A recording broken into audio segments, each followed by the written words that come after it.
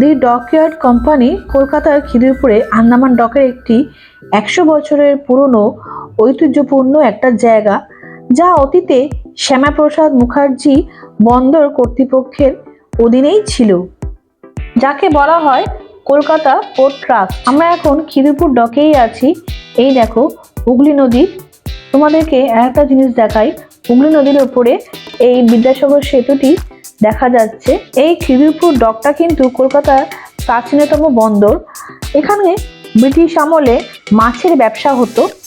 এখানে একটি বিখ্যাত চুক্তিভিত্তিক শ্রমিকদের স্মারক রয়েছে, যা এই জায়গাটাকে ব্রিটিশ আমলের ইতিহাসে যুক্ত করা হয়েছে।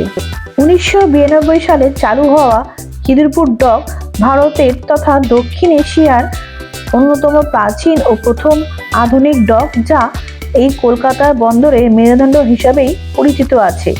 লর্ড ক্লাইভের নকশায় নির্মিত এই ডক জোয়ার ভাটা নিয়ন্ত্রণের জন্য লক গেট ব্যবহার করত। 1884 থেকে 1892 সাল পর্যন্ত এই লক গেটটা দ্বিতীয় বিশ্বযুদ্ধের সময় গুরুত্বপূর্ণ ভূমিকা রেখেছিল। অবশ্য 1870 সালে পোর্ট কমিশন গঠনের পর 1884 সালে খিদিরপুর এলাকাটায় আধুনিক বন্দর নির্মাণের জন্য বেছে নেওয়া হয়। এর আগে জাহাজগুলো অবশ্য হুগলি নদীতে একটা জায়গায় নোঙর করে পণ্য খালাস করা হতো। 1942 থেকে 1944 সালের মধ্যে জাপানি বিমান থেকে বেশ কয়েকবার এই ডকে বোমা ফেলা হয়, যার ফলে এই ডকের অবশ্য অনেক ক্ষতিও হয়েছিল। 133 বছরের বেশি সময় ধরে কিন্তু এই খিদিরপুর ডকটি কলকাতার বুকে সমুদ্রে বাণিজ্য ও অর্থনীতির জন্য খুব বড়সড় ভূমিকা পালন করে। দ্য ডকইয়ার্ড কোম্পানি মূলত ঘূর্ণায়মান সেতু, জাহাজ এবং একটি ছাউনির মধ্য দিয়ে এটি ঘোরানো ড্রাইভের দৃশ্য। দ্য ডকইয়ার্ড এর বাংলা অর্থ হলো জাহাজ নির্মাণ বা মেরামতের স্থান। এটি এমন একটি জায়গা যেখানে সাধারণত নৌবাহিনী বা বাণিজ্যিক জাহাজ নির্মাণ, রক্ষণাবেক্ষণ এবং মেরামতের কাজ করা হয়ে থাকে। আমি এখন ডকইয়ার্ড ক্যাফে বা রেস্তোরাঁর ভিতরে চলে এসেছি।